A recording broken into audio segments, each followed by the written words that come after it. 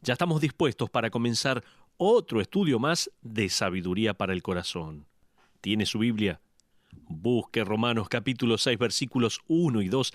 Déjeme contarle como introducción que un joven llamó a su pastor a altas horas de la noche y le preguntó si se podían reunir al día siguiente. Ellos se pusieron de acuerdo en compartir un desayuno juntos en un restaurante cercano. Esa mañana se sentaron juntos en una mesa del restaurante y el joven le contó al pastor las malas noticias. Un viaje de negocios reciente con una compañera de trabajo lo llevó a pecar. Él había visto venir esto, pero no se protegió de lo que podía pasar. Y ahora ya sucedió. El joven le preguntó al pastor, ¿y ahora qué hago? Antes que el pastor abriera su boca, se puso a pensar en la pobre familia, la mujer y los niños que serían terriblemente afectados por el pecado de este hombre. Para guiar a este joven a pensar bíblicamente en lo que había hecho y lo que debería hacer, el pastor le pidió que escuchara una serie de preguntas y luego las respondiese. El pastor le preguntó, ¿le pediría perdón a Dios en oración? ¿Confesaría su pecado a la mujer involucrada y le diría que no sucederá de nuevo? ¿Confesaría su pecado a su esposa y le pediría perdón? ¿Estaría dispuesto a hacerse una prueba de HIV antes de poner en peligro la salud de su esposa y el hijo que ella espera dar a luz? El hombre de negocios escuchó cada una de las preguntas sin expresión ni comentarios. Cuando el pastor terminó, el joven puso el desayuno a un lado, se recostó en el respaldo de su silla y dijo, «Yo no vine para que me haga todas estas preguntas. Acudí a usted para hallar gracia. La verdad que usted me desilusiona». ¿Sabe una cosa? Estoy convencido que si uno le dice a ese hombre que es un antinomianista, él respondería, ¿y eso qué es? Si le dice que un antinomianista es alguien que cree que el pecado no es tan malo porque la gracia de Dios es tan grande, puede que le conteste, bueno, tal vez sea uno de esos. Pocos de nosotros vamos a querer estar en esta categoría. De hecho, la mayoría de nosotros sabe muy poco acerca del antinomianismo. Sin embargo, la Iglesia en cada generación ha tenido en sus filas más personas adeptas al mismo de lo que quisiera reconocer. Antinomianismo es la creencia que el pecado no importa porque la gracia de Dios está disponible, y creo que es una de las amenazas más grandes que tiene el cristianismo actual. Se trata de personas que se hacen miembros de iglesias, cantan himnos y canciones, ayudan en la escuela dominical, pero sus vidas no son diferentes a las del mundo. Estos se visten, hablan, compran, bromean, trabajan y juegan con el mismo impulso y motivo que un incrédulo. Cuanto más influencia tienen en la iglesia, más se va a parecer esta al mundo. Estas son personas que creen que la gracia es una excusa para su pecado. Las iglesias prominentes en los Estados Unidos están llenas de antinomianismo. Judas escribió una dura advertencia acerca de esto en su epístola. Allí leemos en Judas versículo 4 de esta manera. Si tiene su Biblia, busque este pasaje. Dice la Biblia allí, porque algunos hombres han entrado encubiertamente, los que desde antes habían sido destinados para esta condenación, hombres impíos que convierten en libertinaje la gracia de nuestro Dios y niegan a Dios el único soberano y a nuestro Señor Jesucristo. Hasta ahí la porción. ¿No se le pasó por la cabeza en esta semana el pensar, sé que lo que estoy haciendo es pecado, y de no ser por la gracia de Dios estaría en problemas? ¿No pensó esto? En cierta manera es verdad. Somos pecadores y de no ser por la gracia de Dios estaríamos totalmente en problemas. Sin embargo, por otro lado, uno podría estar muy equivocado. Permítame decirle por qué. Piense en esto. ¿La gracia de Dios nos libra del pecado o nos libra para pecar? Lo que quiero hacer hoy es formular y responder una pregunta. Luego, voy a orar para que el Espíritu de Dios haga una emboscada en su corazón con la realidad de su respuesta y que quite la máscara de su mente y corazón, revelando así quién es usted. La pregunta es la siguiente. ¿La presencia de la gracia es una excusa para que practique el pecado? ¿Escuchó la pregunta? ¿La presencia de la gracia es una excusa para que practique el pecado? Esta viene a ser la misma pregunta que se le hizo hace 2000 años atrás. La Iglesia en cada generación ha sido confrontada con esta pregunta. La pregunta está registrada en Romanos capítulo 6, versículo 1. Fíjese lo que leemos allí. ¿Qué pues diremos? ¿Perseveraremos en el pecado para que la gracia abunde? ¿Qué diremos pues? Lo podríamos parafrasear de la siguiente manera. ¿Qué vamos a decir de esto? Obviamente, esto nos lleva a Romanos capítulo 5, donde Pablo declaró: mas cuando el pecado abundó, sobreabundó la gracia. En otras palabras, cuando el pecado se amontonó, la gracia aún superó y lo desbordó. El pecado cobró altura, pero la gracia lo sobrepasó. ¿Qué va a decir al respecto? Pablo sabía muy bien lo que iban a decir. Ellos iban a decir: me imagino entonces que podremos seguir pecando para que la gracia continúe creciendo. Eso, mi amigo, es antinomianismo. Como Dios es glorificado por la expresión de sus atributos y sus atributos incluyen a la gracia y como la gracia es demostrada cuando nosotros pecamos, entonces pequemos como unos maníacos para que la gracia de Dios se revele y los atributos de Dios sean magnificados. Démosle la oportunidad a Dios de demostrar cuán lleno de gracia es. Usted dirá: me parece que eso me gusta, ¿no? Y su pensamiento de: sé que esto es pecaminoso, pero Dios va a perdonarme porque Él todo lo perdona. ¿Pensó alguna vez así?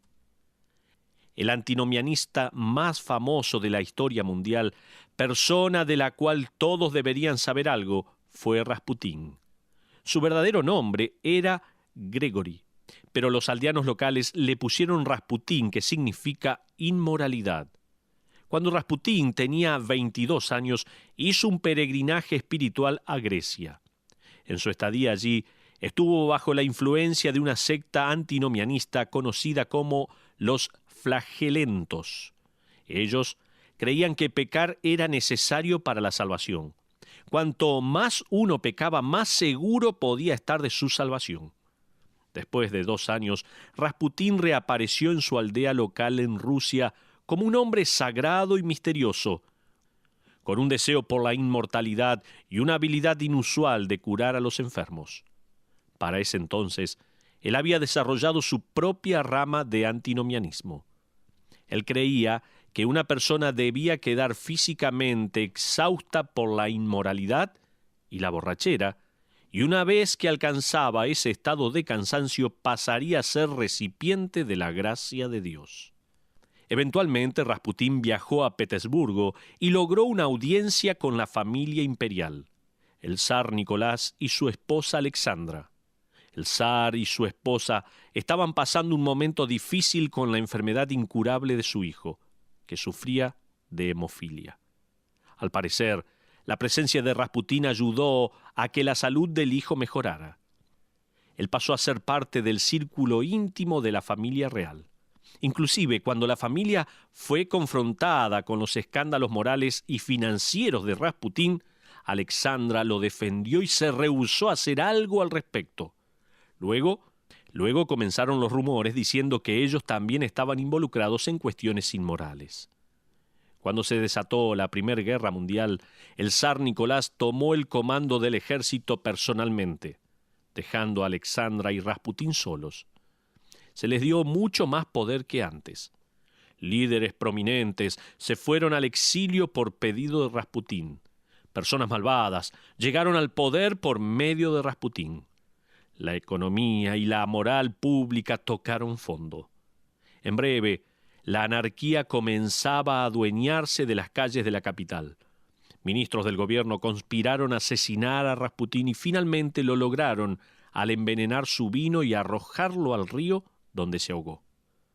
El daño a la nación rusa ya se había hecho. El zar perdió toda credibilidad junto a la reina Alexandra.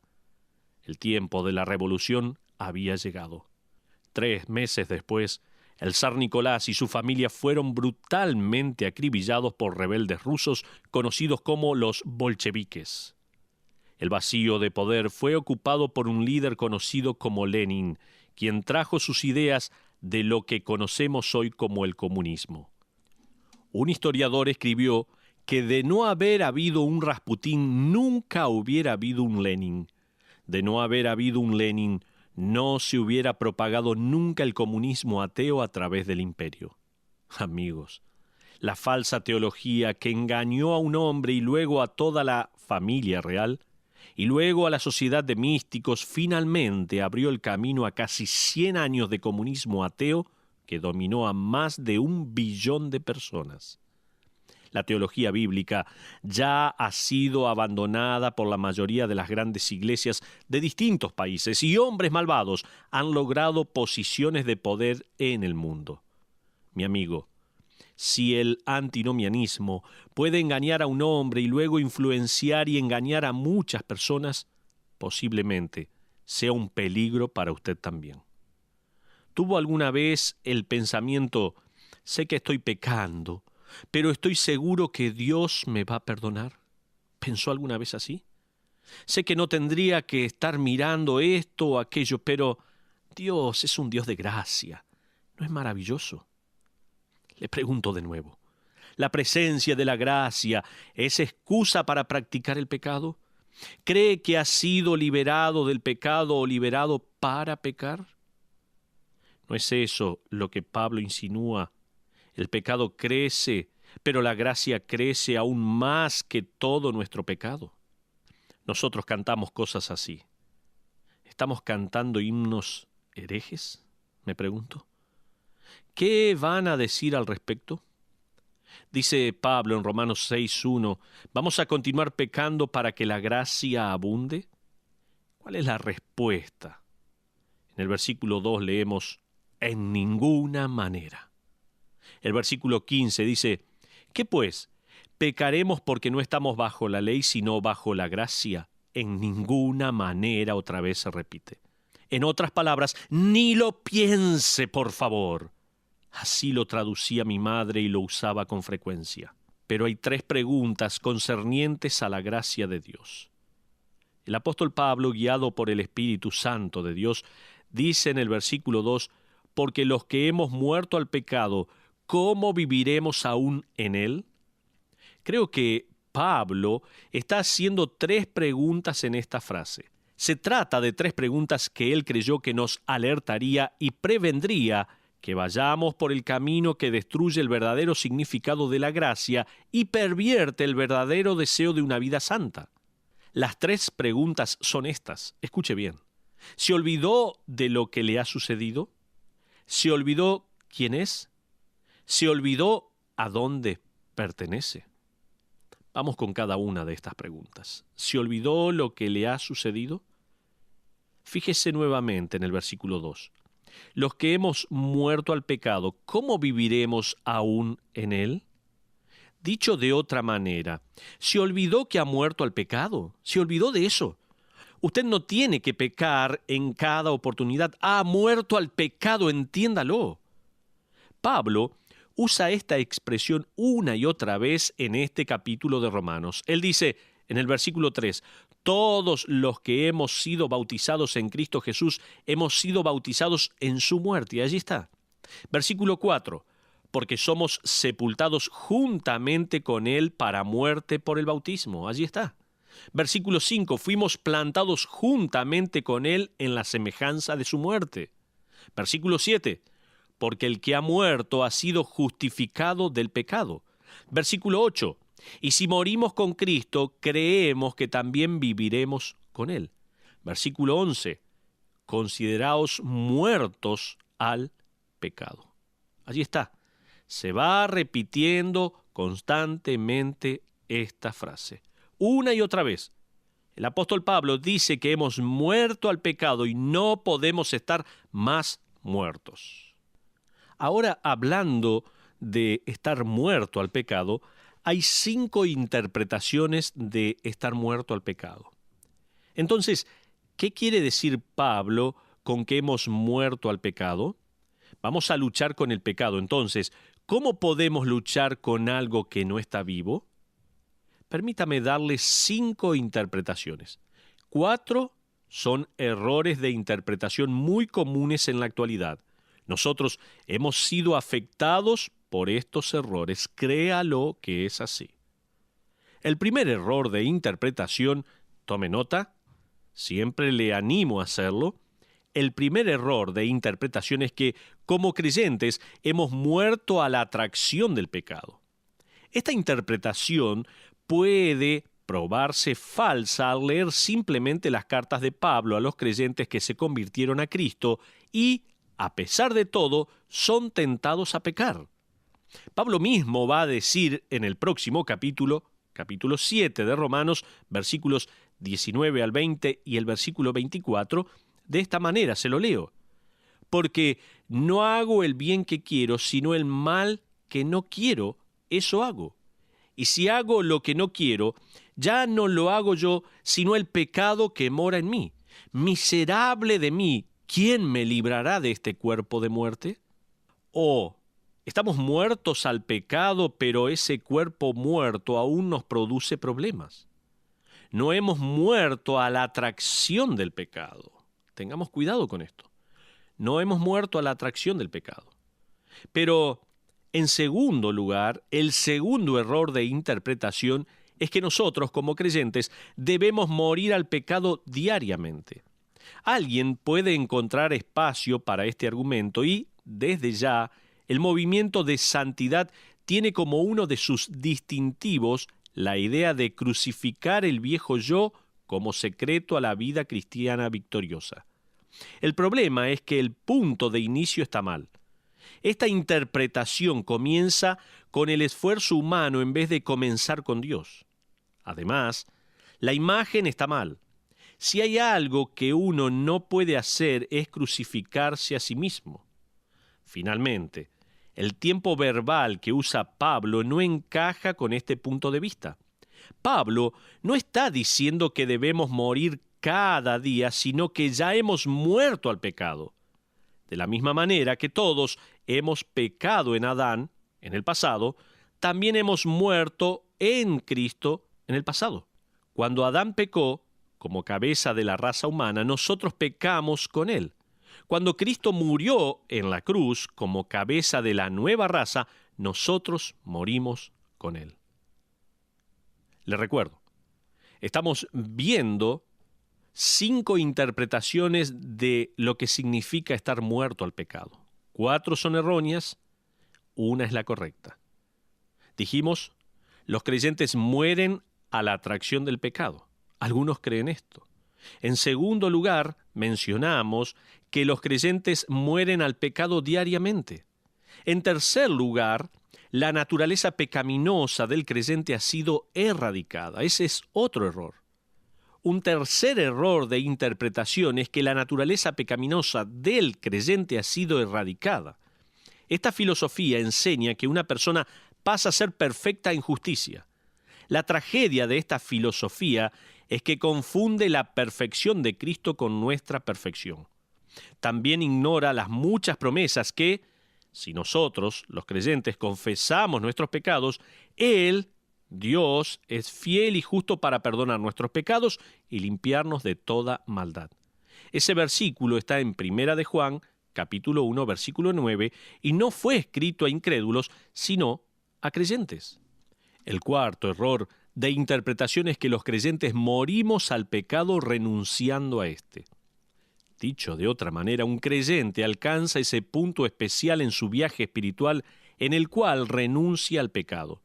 Si bien es verdad que el creyente renuncia a estar involucrado con el pecado y busca huir de la tentación, este punto de vista comienza con algo que el hombre hace, en vez de con algo que Dios ha hecho. ¿Entendió? Todo creyente ha muerto en Cristo. Dios nos pone en esa posición. Cada creyente ha pecado en Adán, Dios también nos pone allí. Dios nos pone en Cristo cuando éste resucitó de los muertos también. Nos junta con Cristo y nos bautiza por su Espíritu en el cuerpo de Cristo. Nosotros no podríamos hacer ninguna de estas cosas. Son todas cosas que Dios hizo a nuestro favor. Descubrimos que son sus regalos al recibir el regalo de la vida eterna. Pero antes de seguir, solamente quiero mencionar la quinta interpretación antes de desarrollarla, porque el tiempo se nos ha acabado. La quinta interpretación, que yo creo que es consistente con lo que Pablo escribe, es que el creyente muere al reino del pecado. Esto lo vamos a desarrollar entonces en nuestro próximo programa. Lo espero aquí en Sabiduría para el Corazón. Que Dios le bendiga ricamente.